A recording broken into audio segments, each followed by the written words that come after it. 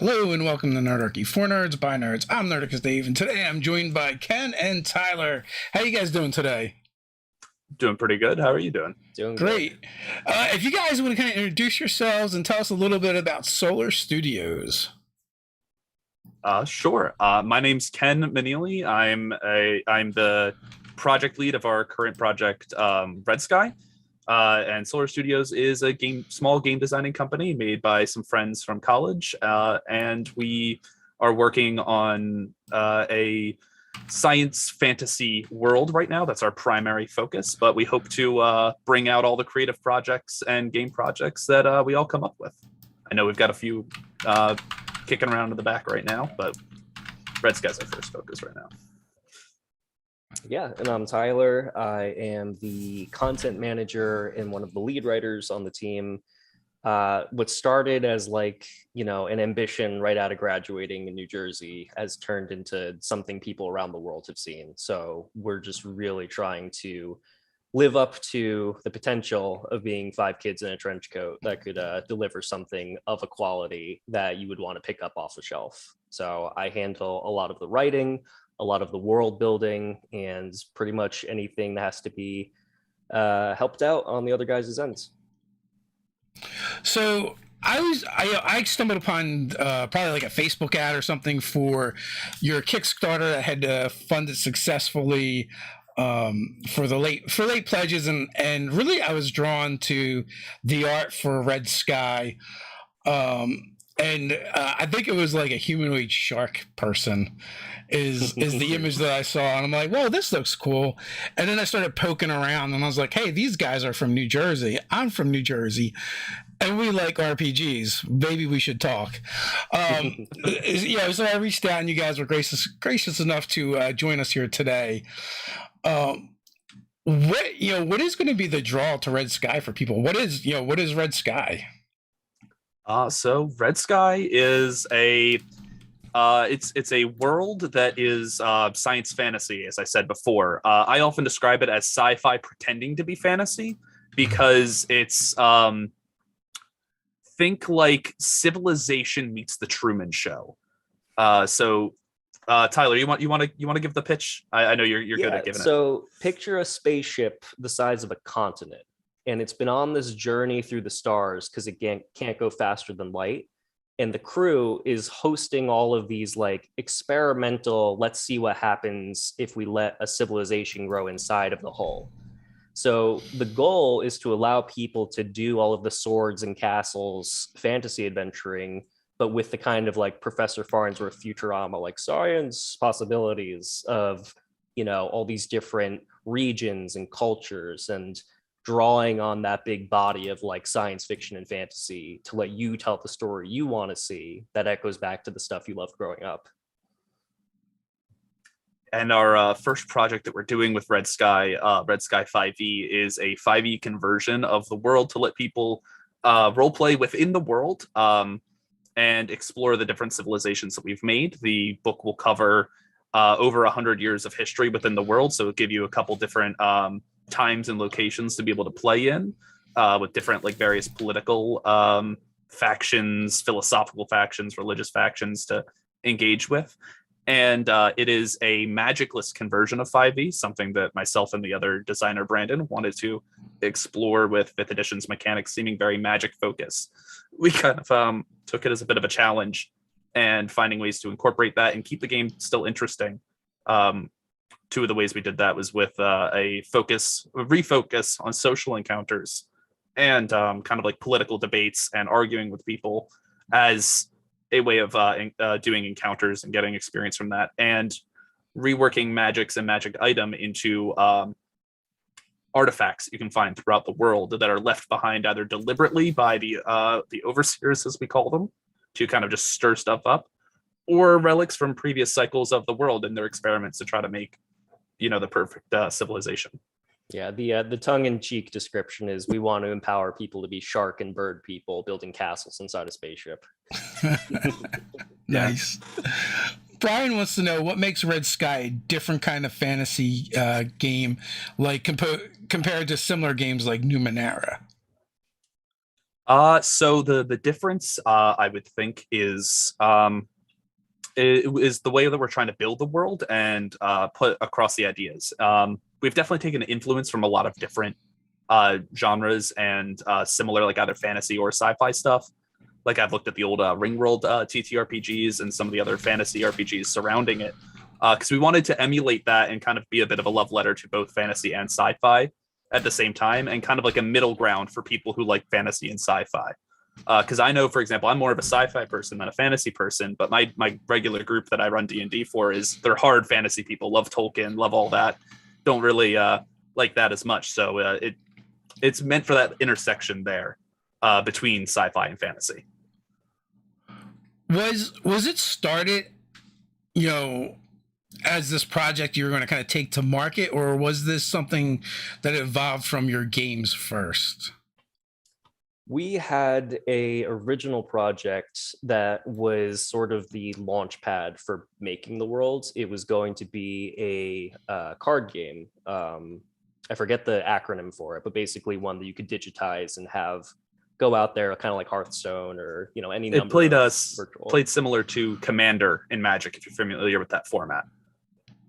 Yeah, pick a leader and build your deck around pretty short, straightforward games. That's still on the table, but in learning how much we would need to develop to make something of that tier, we decided, well, what would be a way to use this world we've come up with in a fast kind of tempo? And that ended up being, well, let's just let everybody go wild in a D&D setting that can pretty much let you build up the resources to do something of that scale. So started out with a very big dream, but we shot for it and still landed in the place we're very satisfied with as far as people giving us a shot. Yeah, the world certainly came first, and then Brandon and I, as people who are long-term D&D DMs, we like to homebrew a lot, so we figured we'll take the lead on designing the mechanics for this and everything. We also have another project in the world being developed right now that's a strategy board game that one of our other team members is working on, and we showed off at PAX this past year. Yeah, someone described it as spicy Settlers of Catan. Nice. Pretty apt description. So, what is each of your favorite parts about the Red Sky world? Ooh. Yeah. Dave, you're asking me to pick my favorite child. Yes, I love to do that. I would definitely say, and I'd have to get Ken's take on it, but just seeing what became huge things for people to build with from tiny ideas has been like amazing. We had throwaway lines of world building of like, there's a god sleeping beneath one of the islands in the setting, and there's just a piece of artwork that you guys are going to see soon of like that entity that has been like worshipped as a god, and it's just like, some adventuring party's going to kill that at 10th level. Like, that's a future that we're building towards. So the world is just full of little adventure hooks that I take pride in. Yeah, I always fluctuate with my favorite part is. It's normally whatever I'm working on at the moment and whatever culture I'm really engaging with, because I like to dive in deep when we're doing our world building sessions and our writing sessions for the game book and our modules that we're working on.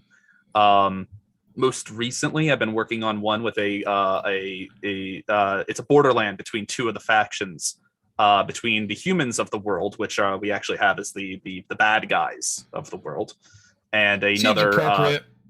Yeah, we wanted to invert that a bit. Tyler can definitely talk more about the solar hegemony there, but there's another species. We refer to the races as species because we're aiming for the sci-fi angle.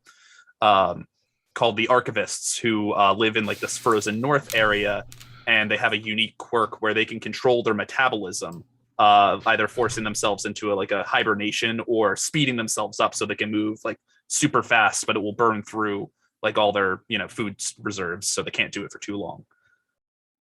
So I've just been having a lot of fun working with them recently, and they're more forefront in my mind, but really whoever I'm working on at the moment is my favorite. So the world is more more sci-fi than fantasy. What is the technology level? You would definitely be able to run an entire campaign without ever going near the sci-fi aspects of it, except for the elder tech, which most people familiar with the tropes of fantasy could attribute to like the precursor civilization. The cultures in the worlds are using spears, they're building like stone fortifications. You're basically at like classical antiquity, like the Bronze Age into like the Roman Empire kind of like aesthetic. But the option is always going to be there for people to throw in as many things that make the most compelling story for their players and like what they want to see. So I would say don't worry about like us getting spaceships in your fireballs. Like you can throw a fireball 99 times out of 100, but it's probably charged by like, plasma that they can't explain instead of it being mana.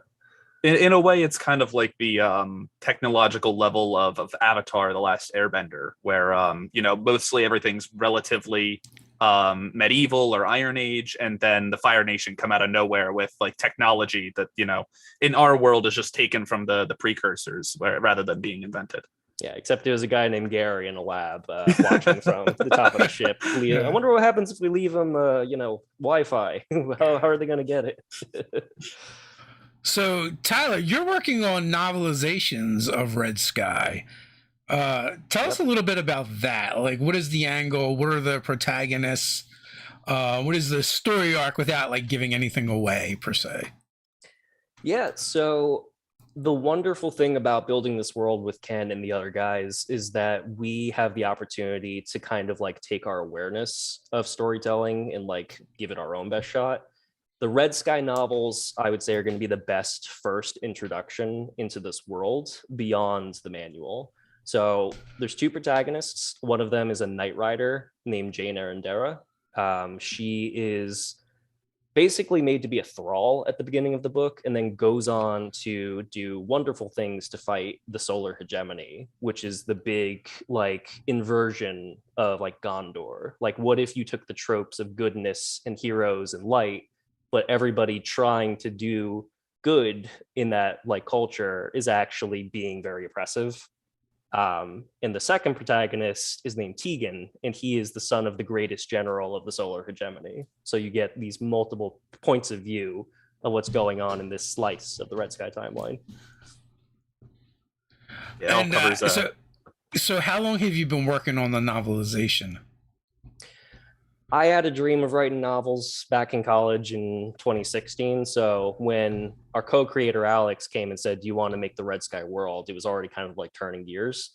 I knew the broad strokes of the trilogy because there's two more coming after this that are already well underway.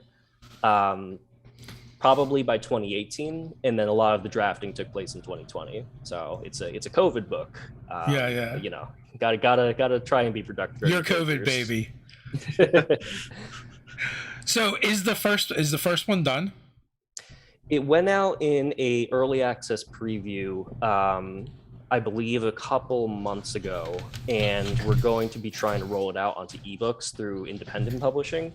But we're going to do our best to be as consumer friendly as possible because like we're of the same tribe of people who would enjoy it. So like as reasonable as I can make it, is widely available. We want this to just be like the springboard for an even better story that the people who like the community can be involved in. Ken, I think... Yeah, right now it's available to our backers on our website, but we're working on rolling it out because there's a bit of a manual process we gotta take for it. But once we have it all through, all of our backers on our web who can, just make the account on the website, they'll be able to read it, today, ideally. Yeah. Early backers can get right into the website and download it. Multiple formats, PDF, EPUB, all the good stuff. Well, do you plan on doing physical novels? That depends on what the community's reaction is. I'd like to think I made a thing I'd be proud to see in the Dead Trees OS. If it can get there, it's going to be if enough people say, man, check this thing out that I just found on the internet, getting in early on the pop culture wave. And what about audiobook format? I have multiple wonderful options for a narrator, one of them being Ken's partner, the other being a dear friend of mine. We're going to see the best way to do it justice, because I know both could do stand-up deliveries. We just got to got to do the logistics. We are a 5-man band trying to take on the world. I completely understand. We have a 3-man band trying to do the same. So Brian would like to know, can you share about how the playtesting experience went? Is going always curious how it goes when insane players get a hold of a big world. Oh, we've been having our first round of playtesting was on we did on our Discord server that we have for the game, and we got a bunch of wonderful players together from our backers. We assigned them groups and everything, took care of that for them, and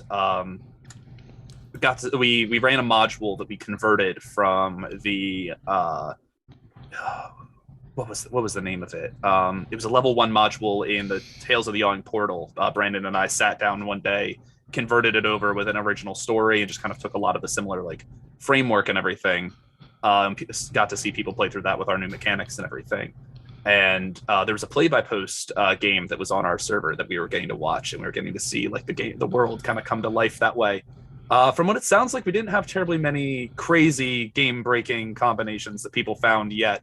Or just tried to do. Everyone seemed to take it just a little bit seriously, but I hope they all had fun, and it seemed like they did from our reviews that we had. Ken could tell you more about it, but the second open playtest is going to lean heavily on the social encounter system that we came up with the mechanics, and we're going to be asking people to try and break it. We want as many different outcomes to like a lot of important conversations as people could come up with. So hopefully something sticks in a fun way. Yeah, we're also incorporating our exploration mechanics that we're revising the exploration mechanics that are in base 5e. Brandon's doing a lot of the heavy lifting on that and has done a lot of really good work that I'm excited to see. So a lot of the map, a lot of the encounter module will be talking with people, trying to figure out a mystery of what's going on in that border land region, and explore around and try not to get lost in the woods. It's at people's discretions, though, when they're running their campaigns in this playtest, if they want to put something a little fantastical in. We have options. This area called Snow's Edge that's in is sort of, to us, what looks like an unfinished part of the inside of the world ship. So there's a lake that's like a perfect hexagon, and there's like a natural landscape feature that looks like a pipe made of like elder tech. But the locals living in this fishing village are just like, oh yeah, it looks like pipe. It's always been there. And go back to walking around with their sword. That's their normal. So you recreate 2 of the classes that already exist. What is the difference between your classes and the ones out of the PHB? So the fighter and the rogue are ones that we've ported over, and we did take some of the skills from that.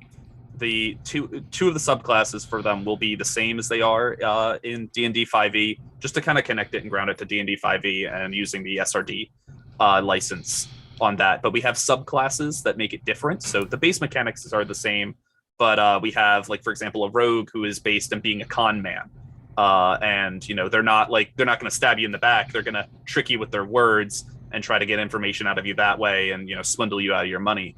And then we have a fighter that is a rework of how Battlemaster works and trying to incorporate it with a little bit more strategical combat than 5e normally offers.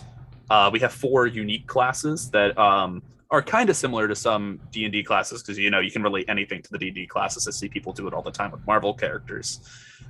So we have the Emissary that you could sort of liken to a paladin, but they're also kind of like a leader battle. They're like an exemplar of a belief, and they rally other people around them, and they give out like commands that give people bonuses in combat or in social encounters. We have the Hunter that is a reimagining of the Ranger.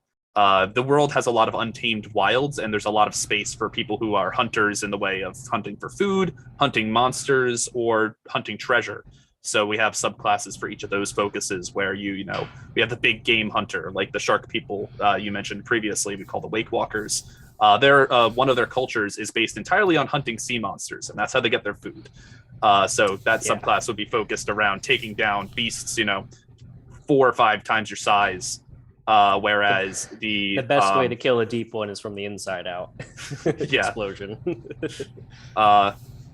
Yeah, the deep ones are quite wild. Leviathan. Yeah. Then we have the sage, which is kind of like the knowledgeable person. They act as sort of a bit like a healer if you go down one of the routes. But their main position is like they're uncovering the mysteries of the world because everyone knows that there's something going on, but they don't know that they're in the world ship. So they're trying to piece together all the artifacts from the precursors, ruins left behind from previous cycles, and that's kind of the role of the sage. We have the wordsmith, who is our speaking class. It's basically like having a celebrity or politician or bard hanging out with you. They'll be spinning tales for everyone and hopefully getting everyone out of tight situations. And I feel like I'm forgetting a class. Hold on one second. We definitely want it to be like, as much as there are going to be set beats that people are going to engage with, if you as a DM want to create a scenario where, let's say, your talkie character finally has more of an opportunity to shine, enough is being presented about the world that you can sort of extrapolate information that would make your players go like, oh man, what do? We have to talk it out. Or, oh yeah, charge in. But like everything should feel context appropriate. Yeah, we definitely want to give everyone the option to be able to take things at their own way. So whenever we're designing modules for Red Sky, there will be a talk it out version and a fight it out version. Because I think we got them all. I think that was all of them. Yeah. I just checked the list. Got to keep track. Yeah. In my mind. Ugh. So Brian wants to know, he's checking out your website. What is the Jade Feather? Ah, man. So the Jade Feather is near and dear to our heart. Just with the sheer amount of ruins by nature of like these cycles of history that come and go, there are adventuring guilds, and the biggest one is the Jade Feather. So it's like walking into the cantina on Tatooine, except everybody knows your name and wants to buy you a beer. We're hoping that this is the headquarters for a lot of the adventuring parties that go out into Dema. You go there, you meet people that you would want to send out an expedition with. And in the meta sense, we've turned it into the name of the Discord that everybody's set up on. So we're going to have art for it. We're going to have events, meetups, and just try and turn it into something fun for the communities that we interact with. In the lore of the world, it rests in the city of the center of the world, so it's kind of like also in a natural hub space. So it's a contact spot for every single one of the cultures to mix, because that city is largely independent from anyone's control throughout the history of the world. It has a tradition of being independent, so you can come into contact with literally anyone there and it be seen as perfectly normal. So yeah. I think you kind of described it as being a world ship, and and also there's a city at the center, right? So how does that all work? I'm trying to think about it. It's is it a sphere? Is it a planet? Do they know that they're on a ship? Yeah, so Dema is flat as far as people can tell. You go into a certain distance in any of the four directions, you hit either a wall, like a straight up too high to ever cross wall, or some kind of dangerous natural barrier, so that people, for all they know, think that's just the end of the world. Again, you could have question. Are you guys just trolling flat earthers there or what? a little bit. I mean, they're inside a spaceship, so that's I guess a canister world.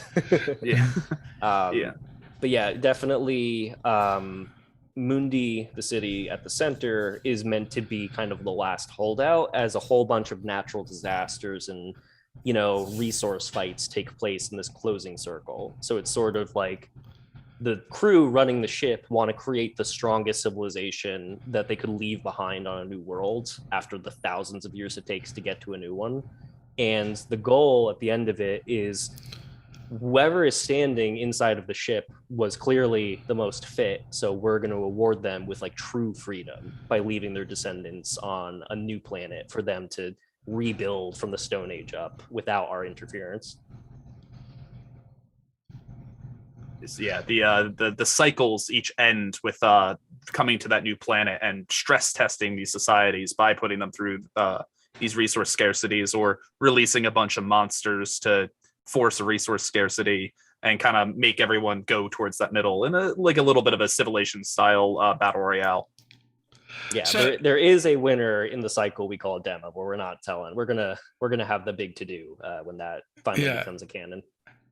So even though they're kind of like on their way to whatever's next, they're still being tested, and they haven't quite earned their spot yet until it gets there.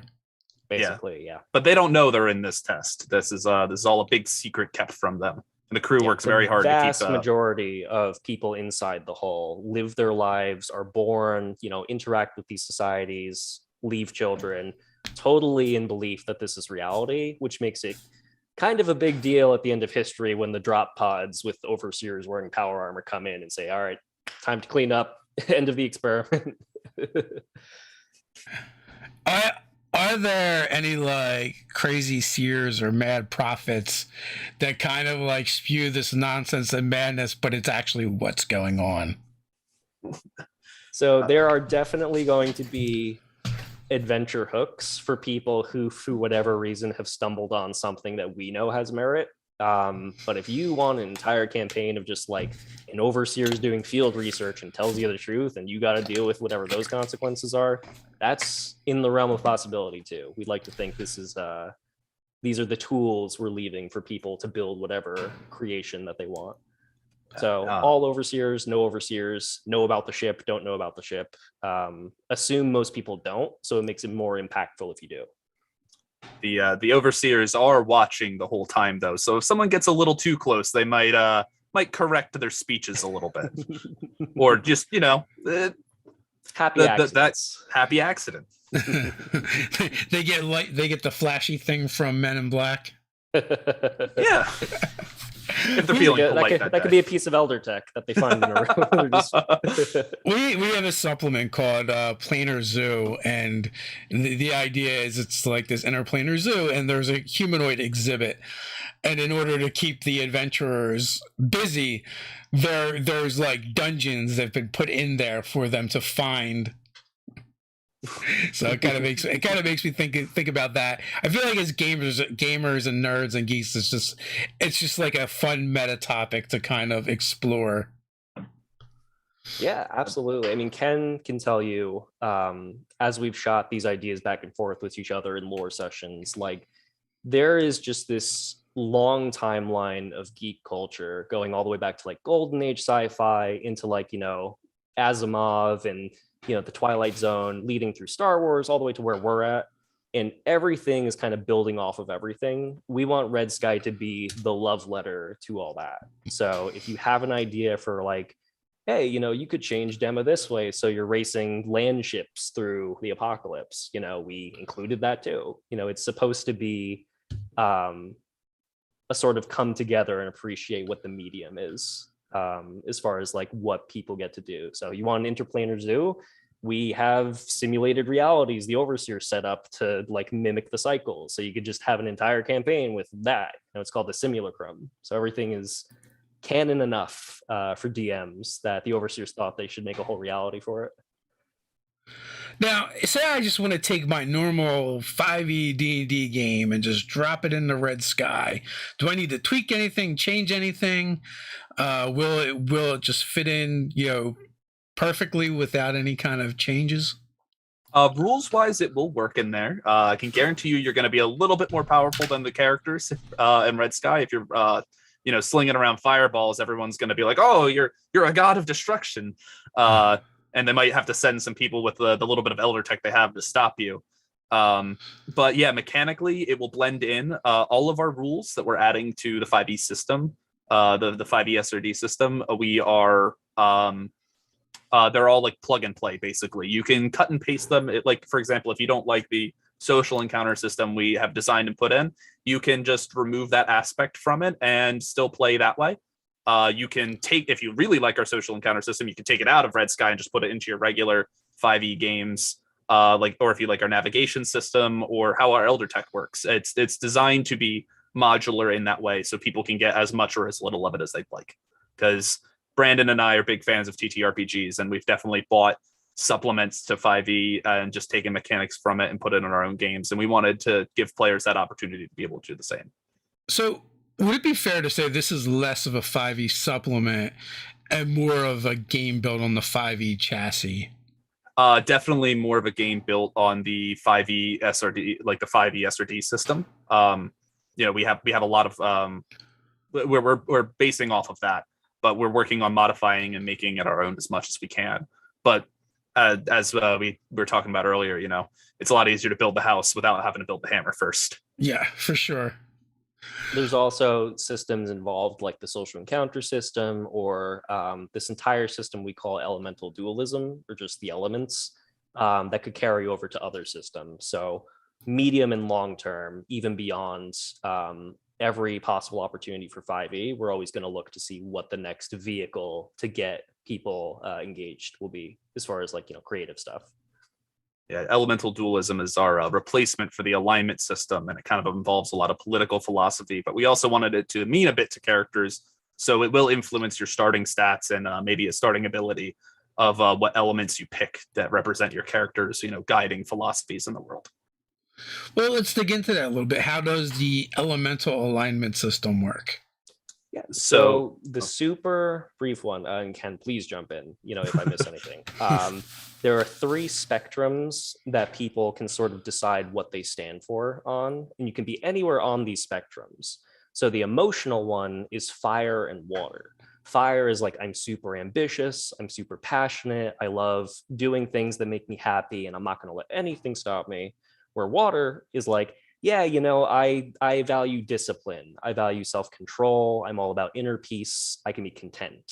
So if you have a character anywhere there, they could start out really fire and over their adventure become water, or just stick to one.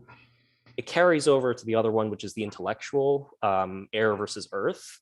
Air is, do I value creative thinking on the fly? Do I consider myself an artist or some kind of philosopher that's like making new ideas? Versus an earth character who could be very systematic. Are we the scientists or the engineers using a lot of like rigid, systematic, formulaic stuff to come up with the truth?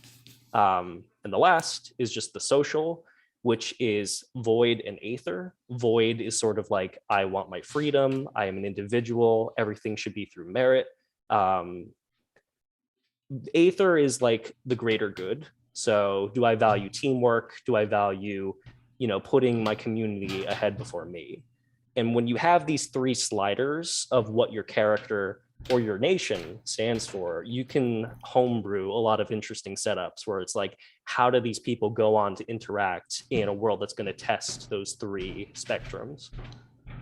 And when we were designing the world and the game, each of the different species embodies one of these elements, and the cultures that they have from that basically take that element and add another one to it.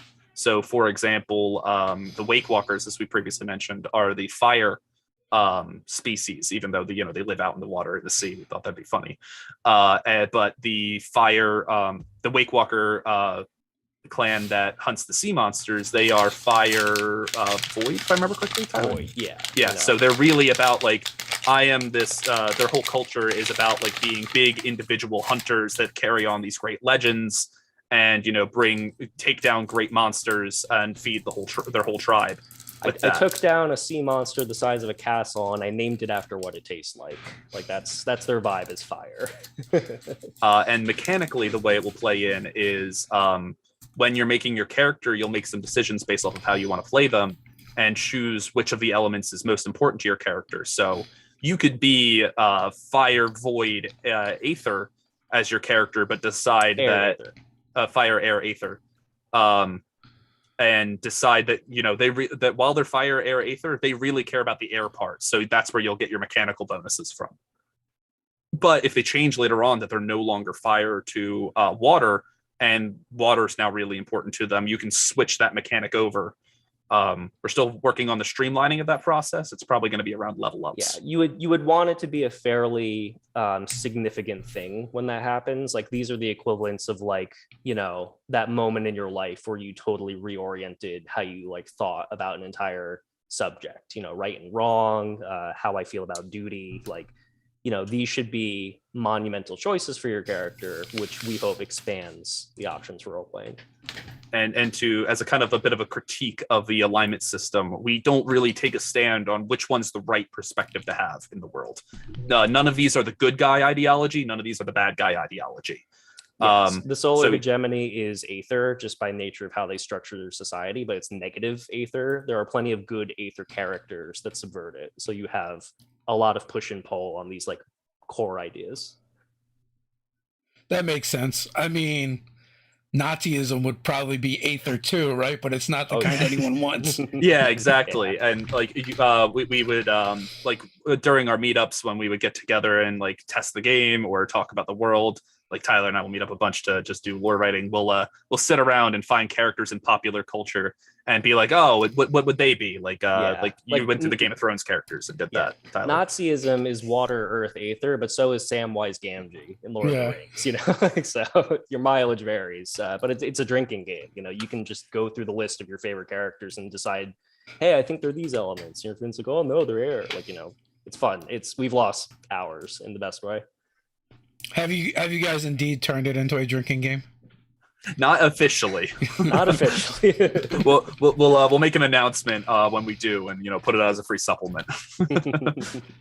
That'll have to be like an after hours hangout at next event you guys go to. Oh, yeah, great idea. Yeah, for sure. Writing that down now. So Brian wants to know, what does a level 20 character look like in Red Sky compared to like a first level character?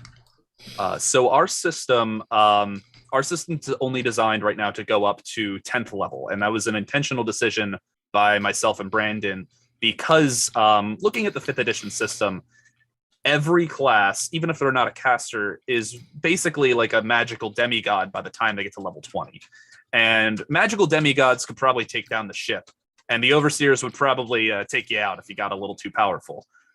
Or, you know, I don't want to spoil anything that's in the novel, but read the novel for anything, you know, what happens to truly exceptional people there. But so it's designed to get you up to 10th level, and a lot of our stuff is balanced to 10th level. And emulating play beyond that will really be done through the collection of Elder Tech, which are the rare artifacts, and the more powerful ones are a lot harder to find, but they can, you know, shape the course of history. So like an important character from history, the King of Darkness, united the Night Riders, but he wore like a special suit of armor that helped make him like impervious to a lot of the attacks and everything, and helped him in his unification of the Night Riders and lead an attack against humanity. Yeah, trademark friendly Brandon Sanderson shard plate or 40k power armor or something, but Red Sky, you know, definitely gets you where you have to go. Every time you mention Night Riders, I'm now thinking of black breastplates with a flashing red light across the center of the chest, which I don't even know if that even means anything to you guys because you're a little bit younger. Yeah. No, we knew it was gonna be a callback to that, but we love the running jokes that have come from it. We totally embrace the running jokes. There'll be some happy Easter eggs in the Red Sky rulebook, incorporating a lot of those Easter eggs across the world. And that we totally acknowledge.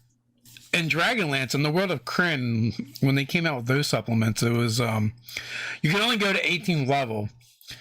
If you tried to go beyond that, the gods just remove you from the world. Or it would in Elder Scrolls, where you what's the thing, Ken? Where where you chim and become a god or zero sum yourself in the Elder Scrolls universe. It would, but like without spoiling too much, it would be something kind of similar. If you get too powerful, the overseers will notice you, and they're gonna do something about it. You know, there'll be stuff in the book about it. Obviously, it won't be like, you know, immediately once you reach level 10, yoinked out of the world. But and we'll have adventures for people at like 10th level. That's just going to be our epic level play. When we design modules for 10th and beyond, 10th level and beyond, that's going to be a lot of crazy sci-fi Elder Tech stuff going on, Yeah. and The- more the likely towards over- the end of the world. The overseers have come to you and said, hey, I know you don't know about us, but we've lost contact with a deck of the ship, so you're coming with us. Like, level of power creep. Yeah. So, what is the level progression? Is it similar to a standard 5e game, or has it been tweaked to account for the fact that it's only designed to go to level 10? Right now, it's currently on the 5th edition system of doing that. Mostly just because a lot of people that I know use narrative play. I personally use experience. I'm a fan of using experience, but we're going to have a lot of guides for narrative play on it.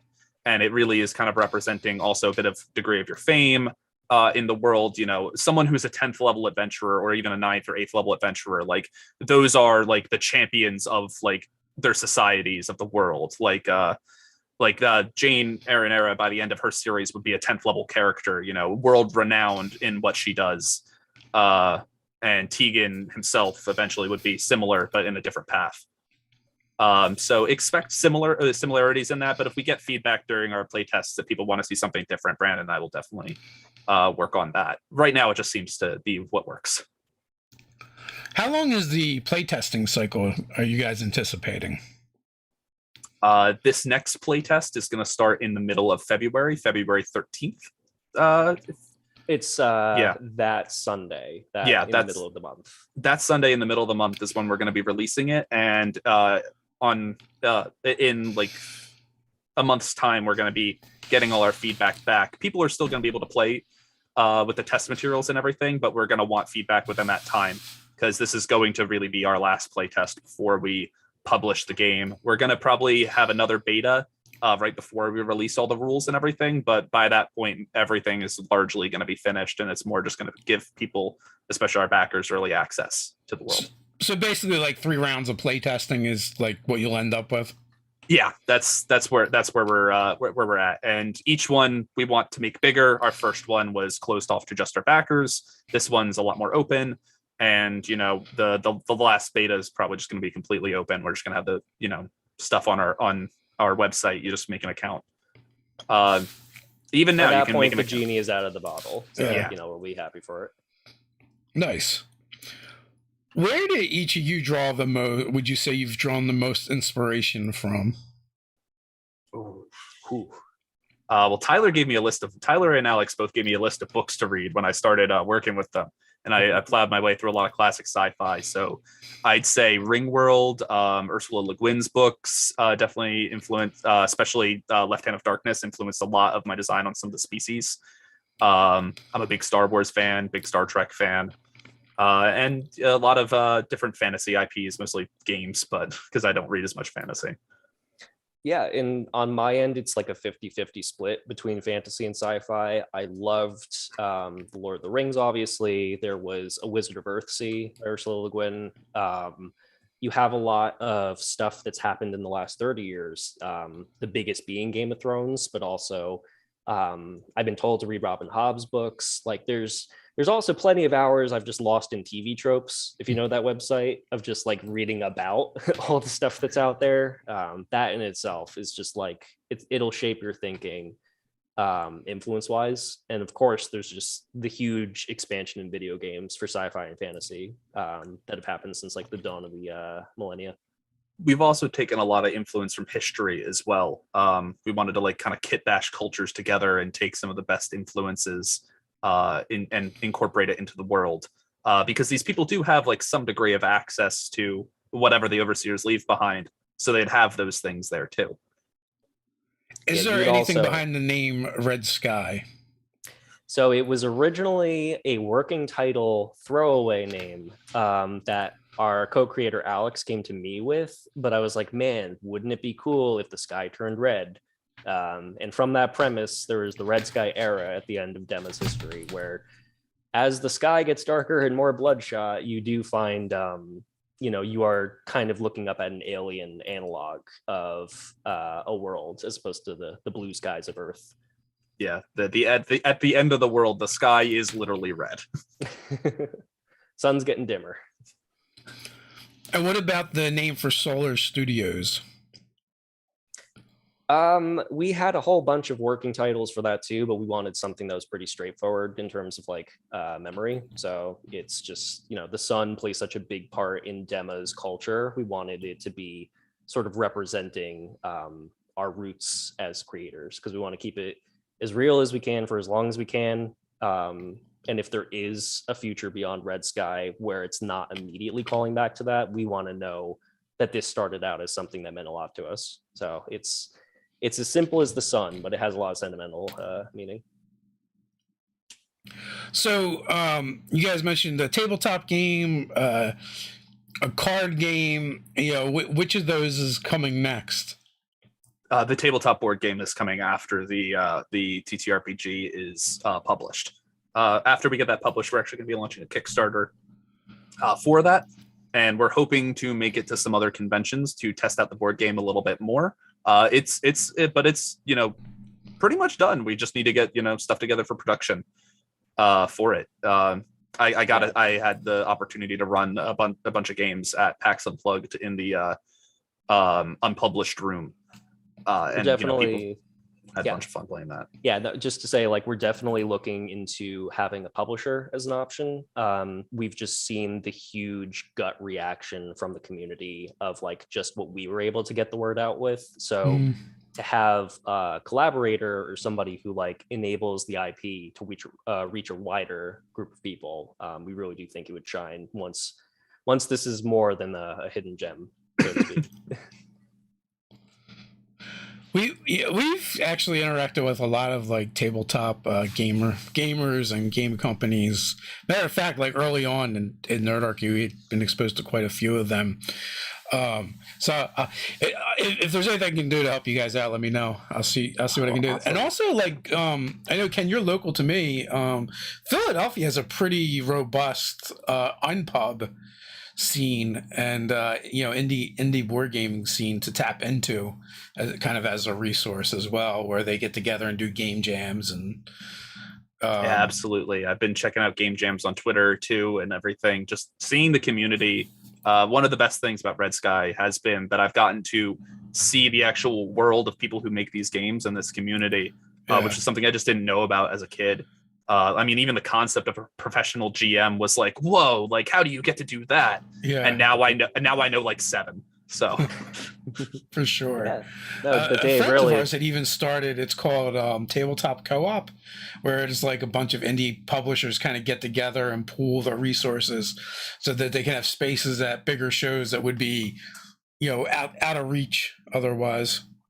Yeah, but Dave, really, like that offer means a lot to us. A lot of what we've found, especially during the pandemic, is that these hobbies, tabletop, but even just like sci-fi and fantasy stuff, just mean so much to bringing people together and like having sort of an outlet during whatever's going on in their lives. So like the fact that we're all here for each other and like, we could create something really cool is like what gets me and Ken, and I'm sure many other people who will see this, fired up at the beginning of their days. So anything to help is really, it means. Well, to me, it's just cool to see people doing things and following their dreams, and like it's very, it costs me very little to just make introductions between people I know that are doing stuff. It's been really cool to see several of my friends bring their own tabletop games to life, and I've seen that a couple times now, which has been super cool. And even like we had our first Kickstarter a couple years ago. We're finishing up our second one now, which I feel obligated to mention, folks, that if you haven't checked out the Mageforge Kickstarter, there's a link in the description, as well as you'll find the link to Solar Studios and Red Sky down there as well. Check all that stuff out. But yeah, like the people in the industry and connecting is what I really enjoy. Matter of fact, going to conventions and shows, that's mainly what I do. I just go there and hang out with like my internet friends, right? Yeah, it was lovely to actually get to see people. Like, it was a similar boat because I'm again new to the industry and new to the TTRPG world more than just being a consumer. It was really nice to get to meet a lot of the people. Like, for example, my partner put me in contact with the creator of Necrobiotic, if you know him or that game that recently came out.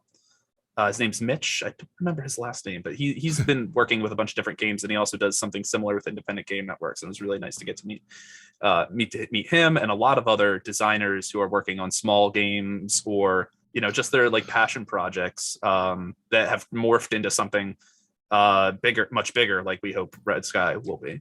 Yeah, I mean, to definitely see what everybody at our level or in our range below, the big names like Wizards are trying to do, it really seems like unlocking people's creativity, from the bottom up, so that everybody feels empowered as just fans of the hobby, but also fans of these things that we all put so much meaning into. Like, you can add your story to that through all of the different indie kind of emerging things that are coming up, and it's just exciting to be like a small part of that.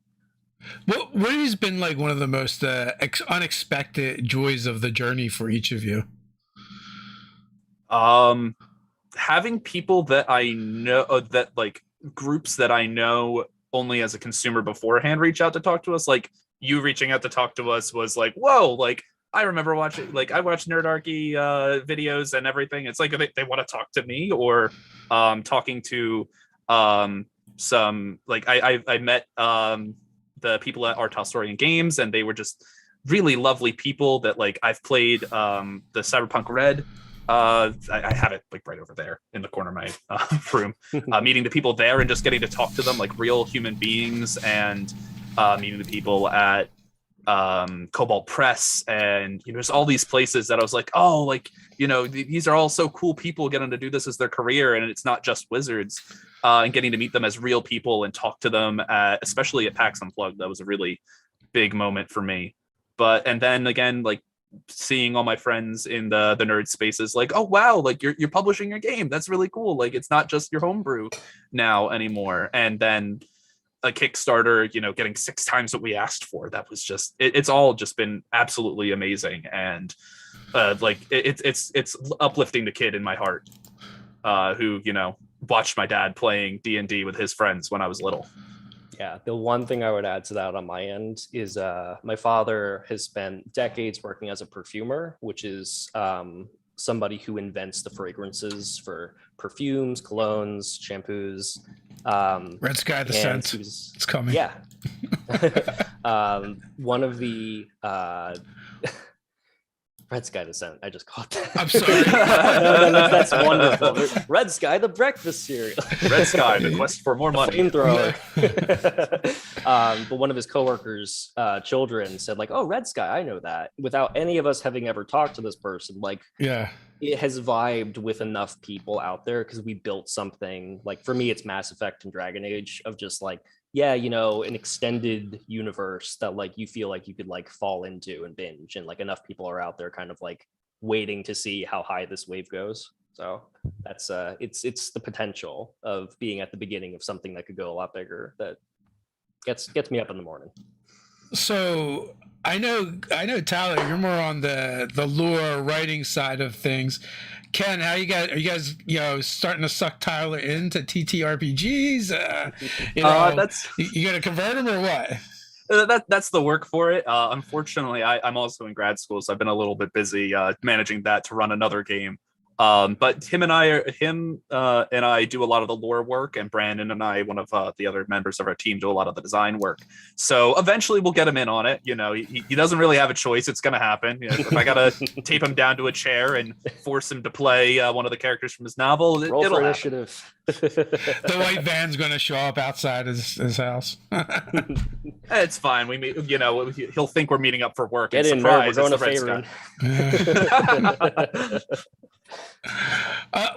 to Red Sky. You said you're in grad school and you guys have been working on this project. Do you actually get time to play any games? I do run a weekly game with my friends from high school. We've been playing the same game for I think about 9 years now. 9 or 10 years now. I started DMing for that group when I was when I was 14. So yeah, about 10 years now. Some of the characters have come and gone, but we've had a continuous group playing in a similar world. And it's been lovely to have them throughout all of this. I've also been a part of various games, just at different times of my life, based on different levels of busyness. But I'm really thankful to have that too. Do you play in person, virtually? A mix of the both. One of my friends from high school lives in Europe now, so he has to play remotely. And depending on like COVID concerns, we'll play remotely or in person.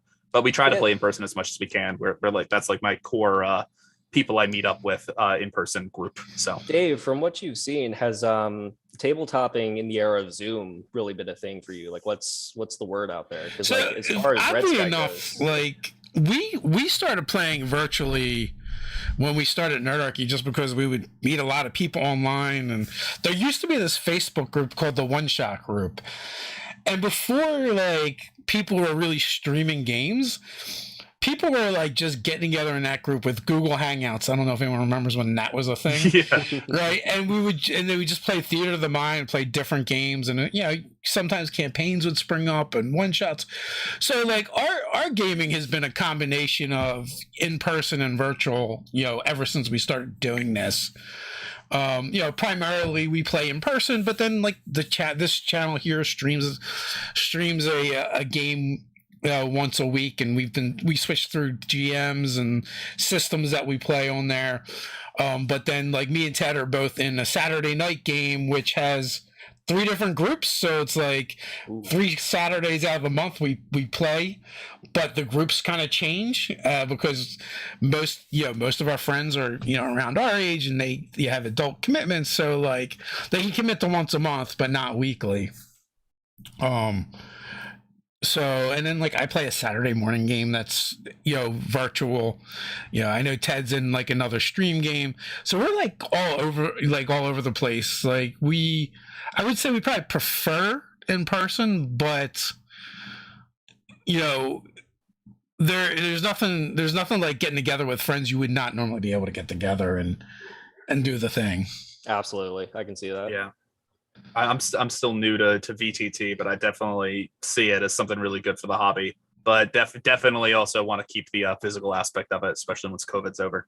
Yeah, and like we've done all kinds of things, like as far as like obviously when COVID was at its height, we weren't getting together, until we matched up all of our all of our vaccinations. And Ted would set up his terrain and then set up a second camera with the minis, and he would just turn that camera on when there was an encounter or whatever. I would use the Dungeon Fog software to just be able to throw up a I'm just laughing because Nerditor Doug is in the chat. Oh, I can't see the chat. What's busting my chops? Who is one of the people that we play with on our Tuesday night stream, and he runs the website for us.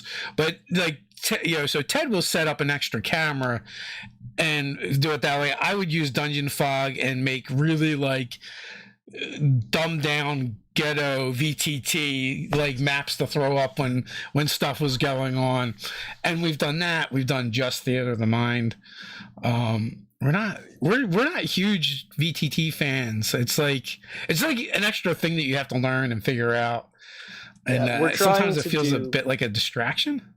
Yeah, we're trying to give people as many options to play as possible. So as much as we love the core option of like meeting up to do Red Sky stuff, we're going to do Foundry, Roll20. Ken, what are some of the other ones? Fantasy Grounds, Astral, Tabletop. Avray, yeah, the whole as many as we can. So we're gonna have a Discord bot so people can play like Theater of the Mind on Discord, because I know those are pretty popular.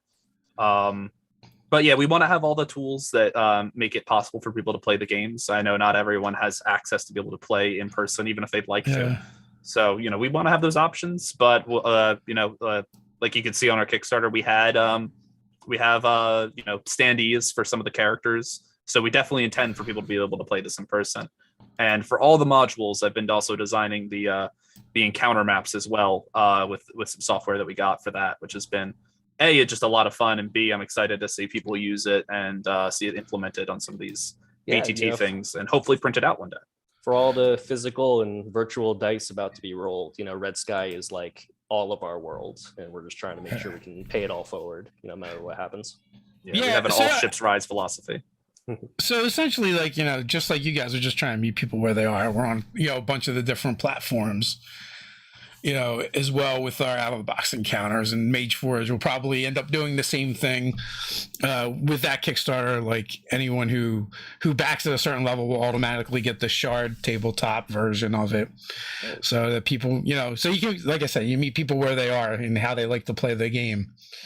And which has greatly expanded since when I started, because this was not a thing back in those days. The internet wasn't really a thing then, so things have changed quite a bit.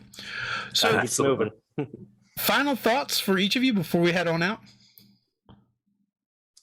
Yeah, so we sit here as the 5 kids in a trench coat ready to take on the world, going like, this is only going to go as far as people who really holds the tabletop, hobby and sci-fi and fantasy as like core bonding experiences with their friends and family.